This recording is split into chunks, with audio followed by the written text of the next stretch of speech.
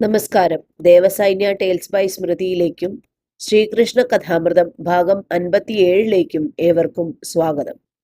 രാസക്രീഡയാണ് ഇപ്പോൾ വിവരിച്ചു കൊണ്ടിരിക്കുന്നത്. അധ്യായം 3. ഗോപികളുടെ നിലയെത്താത്തവർക്ക് അനുഷ്ഠേയമായ ധർമ്മം എന്തെന്നും ലോകത്തെ അറിയിക്കണം. അതിനായി പ്രഭു ഭാവശരീരിണികളായ ഗോപികളോട് അവർക്കാവശ്യമില്ലാത്തതായ ധർമ്മപ്രസംഗം നടത്തി. ഹേ മഹാഭാഗ്യവതികളെ, നിങ്ങൾക്ക് സ്വാഗതം. നിങ്ങളുടെ ഹിതം എന്താണെന്ന് പറയുവിൻ. അത് സാധിപ്പിക്കാൻ ഞാൻ കാത്തിരിക്കുകയാണ്. പക്ഷേ ഈ സമയത്ത് നിങ്ങൾ എന്തിന് ബന്ധപ്പെട്ടു വന്നു? വ്രജത്തിൽ എല്ലാവർക്കും ക്ഷേമം തന്നെയല്ലേ? അതോ എന്തെങ്കിലും അനിഷ്ടം സംഭവിച്ചുവോ? ഗോപികൾ അതിനുത്തരമൊന്നും പറയാതെ ലജ്ജിച്ചു നിൽക്കുന്നത് കണ്ട് ഭഗവാൻ തുടർന്നു. ഏതായാലും നിങ്ങൾ ഇവിടെ നിൽക്കുന്നത് ആപത്താണ്. ദുഷ്ടമൃഗങ്ങൾ യഥേഷ്ടം വിഹരിക്കുന്ന ഈ വനത്തിൽ സ്ത്രീകളായ നിങ്ങൾ രാത്രിയിൽ നിൽക്കരുത്. വേഗം തിരിച്ചു പോയിക്കൊള്ളുവിൻ. ഇപ്പോൾ തന്നെ നിങ്ങളെ കാണാതെ ഭീതരായ ബന്ധുജനങ്ങൾ തേടി പുറപ്പെട്ടിരിക്കും. അവരെ വ്യസനിപ്പിക്കരുത്. ഒരു പക്ഷേ പൂർണ്ണചന്ദ്രികാ ശോഭിതമായ വൃന്ദാവനത്തെയും യമുനാ നദിയെയും കാണാൻ ആഗ്രഹിച്ചു വന്നതാണോ? എങ്കിൽ കണ്ടു കഴിഞ്ഞുവല്ലോ. ഇനി മടങ്ങിപ്പോകാൻ വൈകിക്കേണ്ട. അല്ലയോ പതിവ്രതകളെ, നിങ്ങളുടെ ധർമ്മം എന്തെന്ന് ഞാൻ പറഞ്ഞു തരണമോ? വേഗം വ്രജത്തിൽ പോയി പതികളെ ശുശ്രൂഷിക്കുവിൻ. കരയുന്ന ശിശുക്കൾക്ക് സ്തന്യം കൊടുക്കുവിൻ. വത്സങ്ങളെയും കുടിപ്പിച്ച് പശുക്കളെ കറക്കുവിൻ. അഥവാ എന്നിലുള്ള അതിസ്നേഹത്താൽ അപഹൃത ചിത്തകളായി വന്നതായിരിക്കുമോ? എങ്കിൽ അതും യുക്തം തന്നെ. സകല പ്രാണികൾക്കും ഞാൻ പ്രീതിഭാജനമാണ്. പതിവ്രതകളായ നിങ്ങൾക്ക് എന്നിൽ പരിശുദ്ധ സ്നേഹമാണുള്ളതെന്ന് എനിക്ക് നല്ലപോലെ അറിയാം. കല്യാണികളായ നിങ്ങളുടെ പരമധർമ്മം നിഷ്കപടമായ ഭർത്തൃ ശുശ്രൂഷയും അവരുടെ ബന്ധുക്കളുടെയും സന്താനങ്ങളുടെയും പോഷണവും ആകുന്നു. ഭർത്താവ് എത്ര തന്നെ ദുശീലനോ ദുർഭകനോ വൃദ്ധനോ ജഡനോ രോഗിയോ ദരിദ്രനോ ആയാലും പതിവ്രതയാൽ ഉപേക്ഷനല്ല. മഹാപാപിഷ്ഠനാണെങ്കിൽ മാത്രം സമീപിക്കാതെ ദൂരെ ഇരുന്ന് സേവിക്കണം. എന്നാലും അന്യനെ സ്വീകരിക്കരുത്.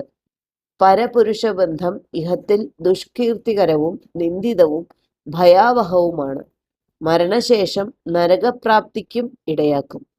സർവഭൂത സുഹൃത്തായ എൻ്റെ സേവയ്ക്ക് ഗൃഹവാസം പ്രതിബന്ധമാണെന്ന് നിങ്ങൾ വിചാരിക്കുകയും എന്നിൽ പ്രേമഭക്തി വർദ്ധിക്കണമെന്ന് ആഗ്രഹിക്കുകയും ചെയ്യുന്നുവെങ്കിൽ എൻ്റെ ഗുണങ്ങളെയും ലീലകളെയും നിരന്തരം കേൾക്കുക.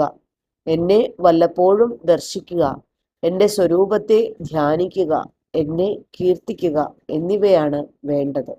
എപ്പോഴും എന്നോട് ഒന്നിച്ചിരിക്കുന്നത് കൊണ്ട് മാത്രം അത്ര തന്നെ ഭക്തി ഉറയ്ക്കുകയില്ല.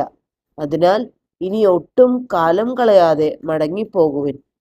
ഇവിടെ സാധാരണ സ്ത്രീധർമ്മത്തെയാണ് ഭഗവാൻ ഉപദേശിച്ചത്. ഗൃഹാദികളിൽ ദൃഢവൈരാഗ്യം വരാത്തവർക്ക് അത് അത്യാവശ്യവുമാണ്. ഇതേ ഉപദേശം കേട്ടപ്പോൾ വിപ്രപത്നിമാർ മടങ്ങിപ്പോയതാണ്. പക്ഷേ ഗോപികളുടെ അവസ്ഥ അതല്ലല്ലോ. ഭഗവാന്റെ ഓരോ വാക്കും അവരുടെ പ്രേമം നിറഞ്ഞ ഹൃദയത്തെ മുറിപ്പെടുത്തി. അവരുടെ സങ്കല്പങ്ങളെല്ലാം ഛിന്നഭിന്നമായി. തങ്ങളുടെ ജീവനെ രക്ഷിക്കാൻ 7 ദിവസം മുഴുവൻ പർവ്വതം ചുമന്നു നിന്ന ഗോവിന്ദനാണോ ഇങ്ങനെ പറയുന്നത്? അവർ ഇത് തീരെ പ്രതീക്ഷിച്ചില്ല. കഷ്ടം, നമ്മുടെ എല്ലാമായ നാഥൻ ഇത്ര കഠിനമായി സംസാരിക്കുന്നുവല്ലോ.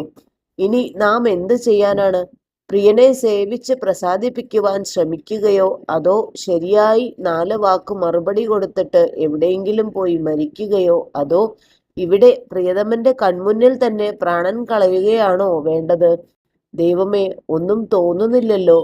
നീറുന്ന ഉള്ളത്തിൽ നിന്നും ഒരു ദീർഘനിശ്വാസം പുറപ്പെട്ടു. കോമള അധരങ്ങൾ ഉണങ്ങി വരണ്ടു. കണ്ണുനീർ ധാരധാരയായി പ്രവഹിച്ചു. കൺമഷിയെ കലക്കിക്കൊണ്ട് കുജങ്ങളിൽ പതിച്ച് കുജകുങ്കുമത്തെ മായ്ച്ചു. ഇടത്തെ കാൽപ്പെരുവിരൽ നഖം കൊണ്ട് ഭൂമിയെ കീറിക്കൊണ്ടു നിന്നു. അത് കണ്ടാൽ ഭൂമിദേവി ഭർത്താവ് തിരസ്കരിച്ചപ്പോൾ സീതാദേവിക്ക് അവിടുത്തെ അന്തർഭാഗത്ത് സ്ഥലം കൊടുത്ത പോലെ ജീവിതാശ നഷ്ടപ്പെട്ട ഞങ്ങൾക്കും അല്പം സ്ഥലം തരണേ എന്ന് പ്രാർത്ഥിക്കുന്നത് പോലെ തോന്നും. തുടർച്ച അടുത്ത പങ്ക്തിയിൽ. നന്ദി, നമസ്കാരം.